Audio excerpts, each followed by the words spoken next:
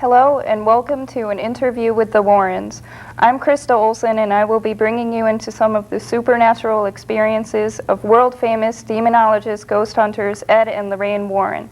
The Warrens live in the neighboring town of Monroe and have investigated many cases in the local New England area. Besides investigating, the Warrens also teach, write, and host programs on the supernatural. Ed Warren is the director of the New England Society for Psychic Research, and Lorraine Warren happens to be a gifted psychic whose ESP has been rated above normal at tests conducted at UCLA. Together they have investigated over 3,000 supernatural phenomena, as well as over 40 exorcisms. Many of these cases have been conducted along with well-respected police departments, doctors, and clergymen. The Warrens' work has received worldwide attention, especially the Brookfield slaying case of 1981. Today we are going to discuss this case, and later we'll be discussing some ghostly photographs that the Warrens have brought along with them. Welcome to the program today, Nice Ed to and be here, Lorraine Krista. Warren. Thank you. It's a You pleasure. did that very well, Krista. Oh, thank you. Thank you for taking the time out of your busy schedule to be with us today. I'd like to begin by asking, what exactly is the Brookfield slaying case about? Well, it has to do with the possession of an 11-year-old boy. We were called in on the case by a Roman Catholic priest who at that time was pastor of St. Joseph's Church in Brookfield. He had told us that we had his prayer support, but he was rather fearful of becoming any further involved in the case. He was getting ready to leave for Ireland with his mother and was fearful because of the fact that he had fallen victim as a result of exercising a home that he was called upon to exercise in New Fairfield through then Archbishop Curtis.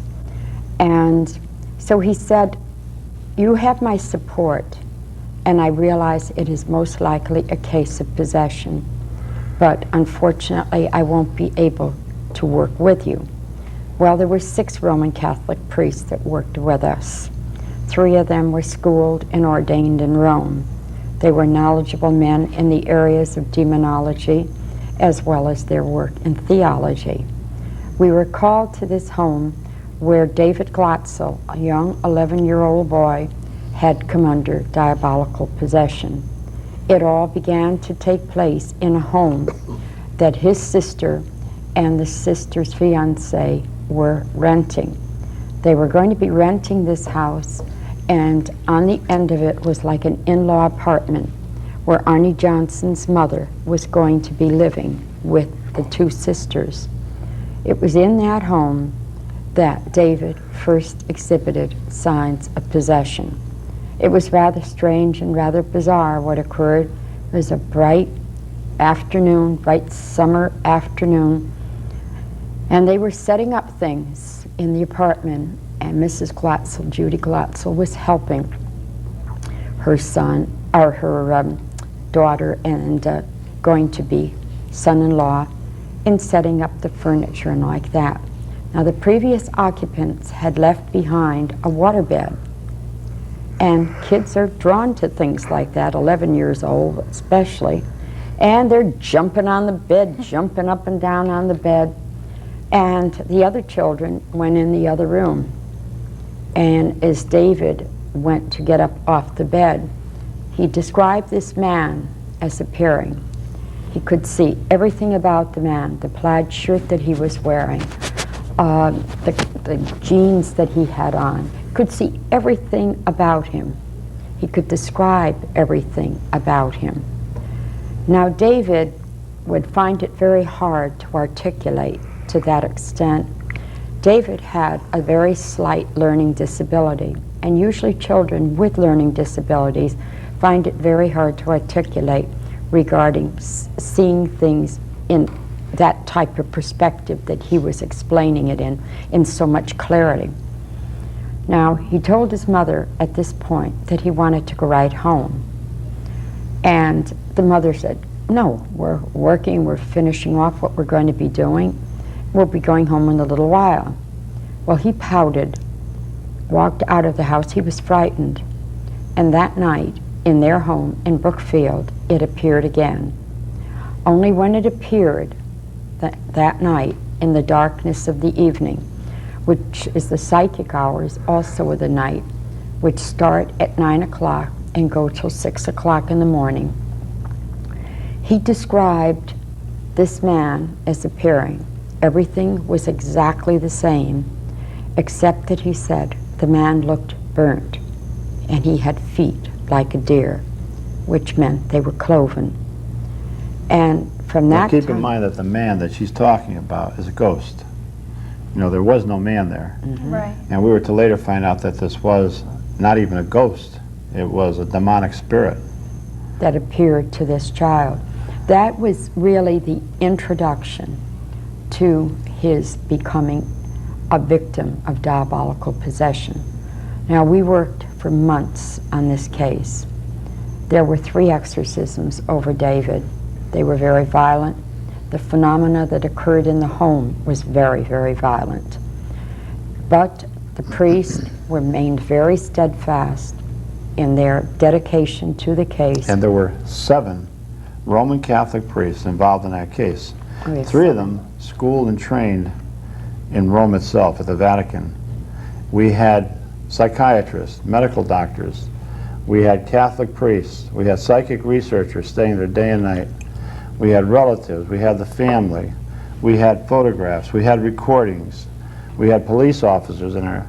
We had all the evidence to prove in any court of law that this young boy was diabolically possessed, and the young man who helped him later, Arnie Johnson, who was 18 years old and lived in the house, came under demonic possession.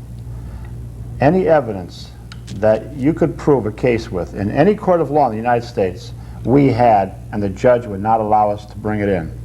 If he did, Arnie Johnson would not have spent 2 or 3 years in prison. But in this case, Krista, what had really happened is that there was a tragedy that had occurred. Now, the tragedy came about, we believe, and all the clergy involved believe. Now, Ed spoke of one extra priest. This one extra priest was a demonologist for the church. He also was going to be testifying. He also was able to get permission to testify, although he was not from this particular Catholic diocese. He was from another Connecticut diocese. And keep in mind that this case, Krista, made international headlines. Right. I mean, everybody was waiting for this lawyer, Manella, and ourselves, and all the investigators and the priests to step into that courtroom and to bring our evidence. The very first morning, the judge said, "No way. We're not allowing the devil made me do it case in this courtroom," which was wrong, because the devil does exist. Many devils exist. And a skeptical public is the best protection that the devil has. Now, people can poo-poo the whole idea of ghosts and haunted houses and devils all they want. But look for the evidence. Look for the proof. And you know, Lorraine and I did set a precedent in 1990. We went into a court of law and we proved that a woman was driven out of her house with her small boy by ghosts. Now, you go in and you do that kind of stuff, Krista, and you've got some evidence. You've got to have evidence, you know. You're not going to go and say, "Oh, yeah, I seen a ghost flying around." What we want is hard evidence. And for the skeptics out there that say to us, "There's no such thing that exists," it's ridiculous. Every great religion in the world today is based on a supernatural world that worships God. We call God by different names, maybe, but that's all right. It's the same God. And what we're proving here every day through our New England Society for Psychic Research is that that God exists, and devils and ghosts and demons all exist. And we have the proof for that. Now, do you know what exactly possessed the young boy? Sure. Possession?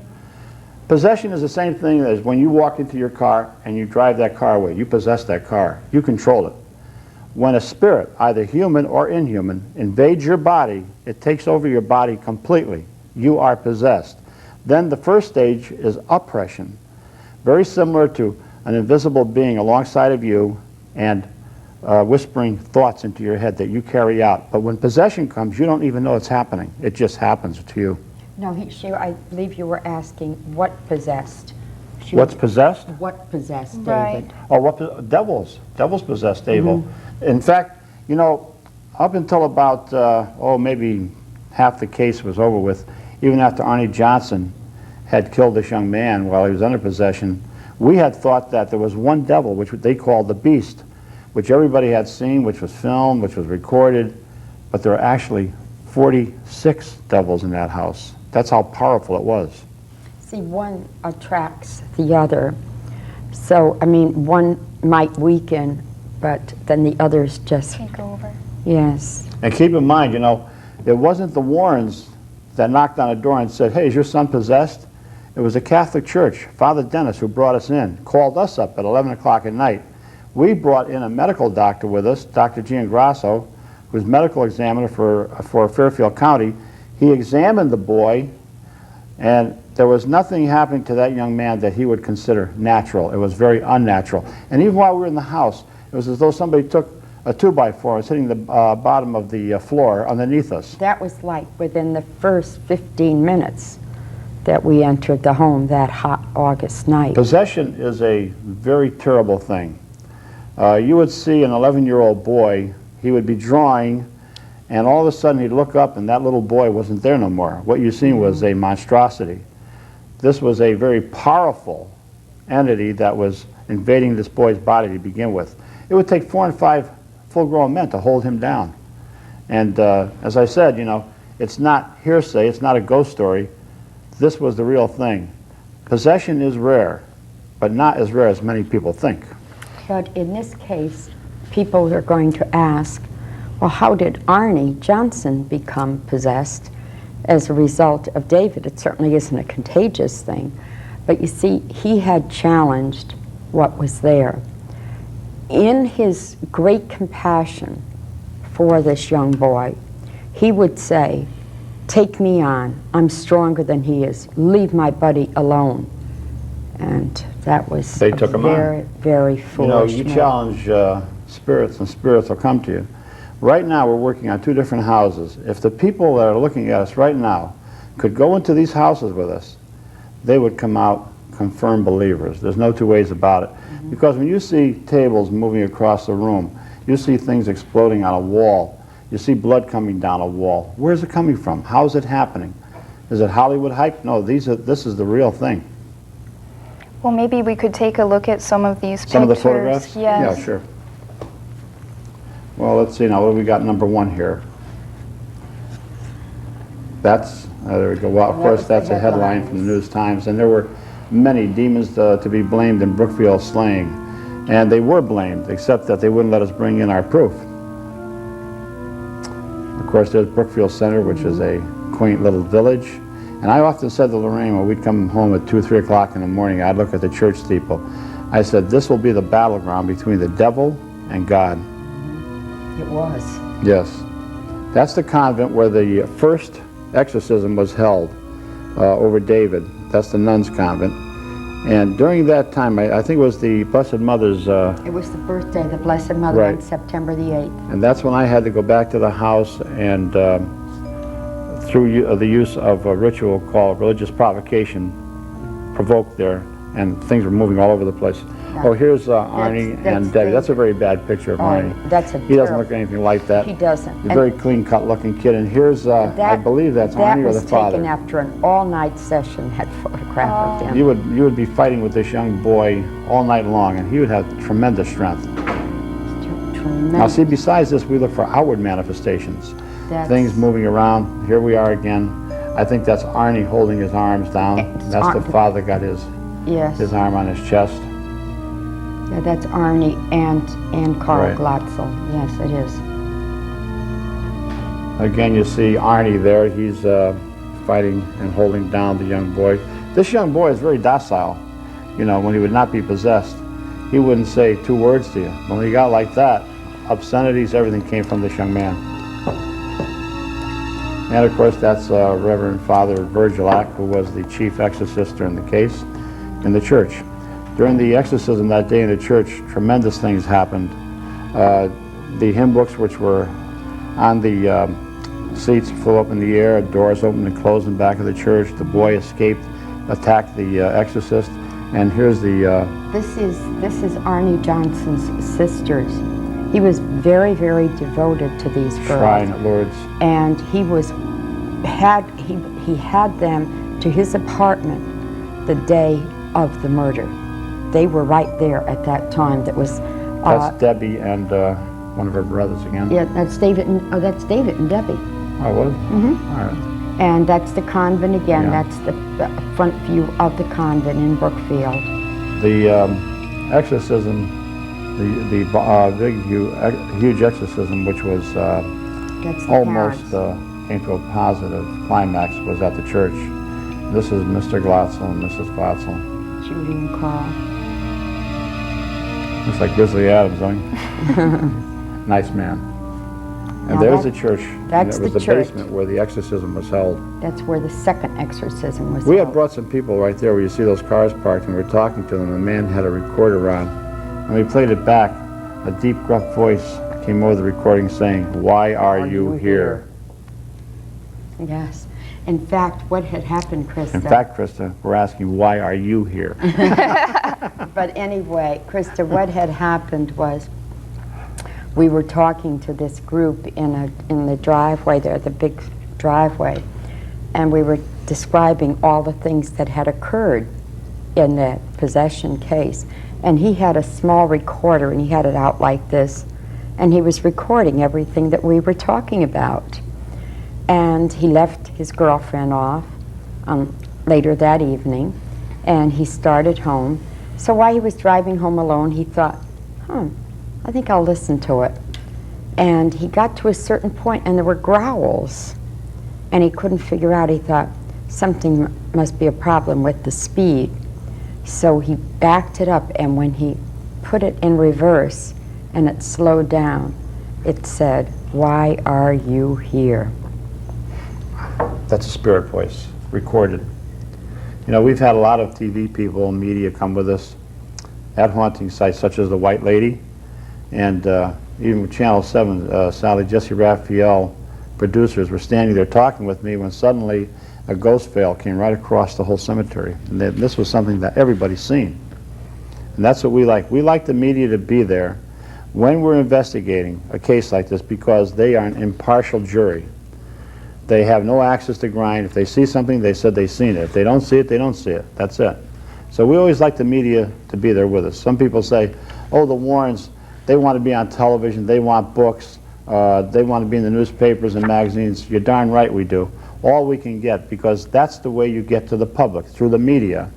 You think Jesus Christ would stand on a hill and talk to 200 people if he could go on national television? Of course not. And I understand you have some more photos of some ghostly apparitions. Maybe we Psychic photographs, we refer to them as, Krista. Okay. Psychic photos. And we'll be glad to explain the circumstances under which these were taken. Well, the first one here you see was taken in Ipswich, England. And the gentleman that you see at the wheel there, that's his mother-in-law back there, who had died. They had gone to the gravesite, he and his wife, who was her daughter. And the wife had one picture left in the camera, so she wanted to use it up. Told the husband to get into the car. She snapped the photo, and there was Mom sitting in the back seat, just like she had for all those Sunday drives for that beautiful English countryside. Although she had been dead and buried for 2 Yes. weeks. So that's how photographs of ghosts are taken. We have numerous other ones which we'll be showing you, but they're spontaneous. Now, the lady really didn't have to get into a car to go someplace. Just by thinking of being there, she's there. She's there. If you Right. close your eyes right now, Krista, and you thought about being home, that's how fast a ghost can be someplace, even thousands of miles away. Incredible. Just in thought. Okay, now, all right, this is an interesting picture taken right over here in Kent, Connecticut.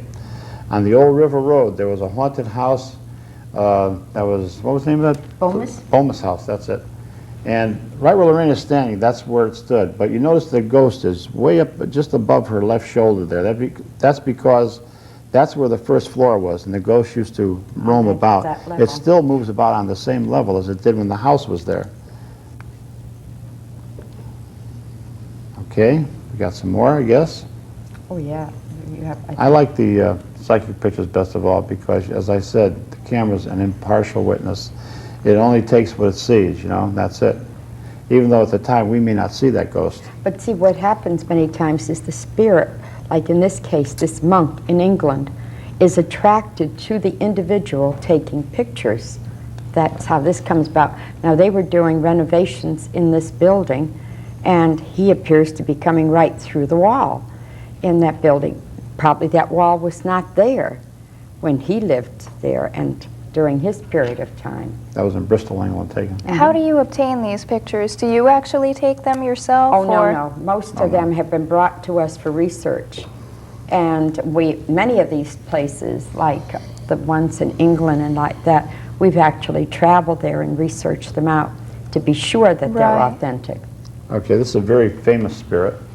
Now, the difference between a ghost and an apparition is that if you see a ghost, you don't recognize it, Krista, but if you see an entity that you recognize, then it's an apparition. This one here we recognize because the name was Katie King. Back in 1874, a very famous man by the name of Sir Arthur Crooks, world-famous physicist and scientist, had taken 44 pictures of this spirit in a seance room. She would materialize through a substance called ectoplasm, which would emanate from a physical medium, in this case Doris Cook, an 18-year-old girl. But she'd walk all around the seance room, talk with the people, touch them, kiss them lightly on the cheek, and they'd talk back to her, and then she would dematerialize. But those 44 pictures that were taken of Katie King to this day have never been proven to be in any way fraudulent. Oh, this is an interesting one. A Civil War soldier, an officer. It looks like different men, but actually it's the same man. One man. If you look to the right, you'll see the lapelette on his shoulder there. This was taken in Milford, Connecticut by a young man who was taking a picture actually in his room, had no interest in ghosts, and all of a sudden this man showed up. We believe that a museum which is not very far from this house, which is a Civil War museum and is haunted, has something to do with this man here.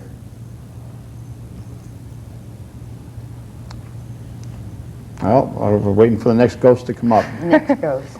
He is coming up, isn't he, Krista? Should be. Okay. But, There yes. you go. Now- Haunted house in Massachusetts.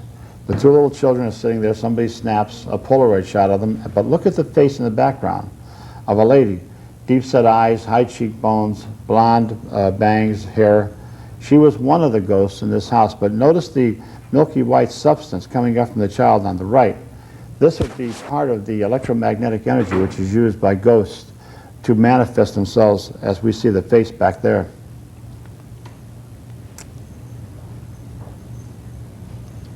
So do these ghosts actually have any significance, or they're just kind of normal, everyday people? They were everyday people, dear, but for one reason or another realized that tragedy creates the ghost syndrome. Right. The older the area, the more chance of tragedy. So they've probably met their death under some violent circumstances, or they just never accepted their death. And in certain instances, they may have, and they just come back in spirit for one reason or another. But there is always a law of attraction. For instance, this building in England, Borley, England, that is Borley Church, which is referred to as the most haunted location in the British Isles. And believe me, when I tell you, that is certainly one of the most haunted areas. We have been there, we've been going there for the past 20 years, sometimes twice a year, and we have witnessed and experienced every type of phenomena that you can imagine. We have received an apport, which is an object that has dematerialized at one point and reappeared at another, an apport of an 1863 Victorian penny. And we have photographed ghost, two different We have them ghosts. here, I think we've been shown Yeah, the okay. Borley Nun and the Borley Monk, I believe. Should come right up after this. Yeah, there it There's the nun. There's the monk. is. Way over to the left there. He's reading a book. He has a hood. He looks like he's bending over the hood, and you can see just his kneecap for the garb, but that's Lorraine way over to the right, and there's another spirit right in front of her. And she is describing this monk, but we can't see the monk. This is 2 o'clock in the morning in that church. And just as she described it is the way the photograph picked up the image of that ghostly monk. So to me, that's one of the most amazing pictures, because for anyone to be able to photograph something that is in your mind that I'm seeing psychically, and that is how I was seeing that. Right.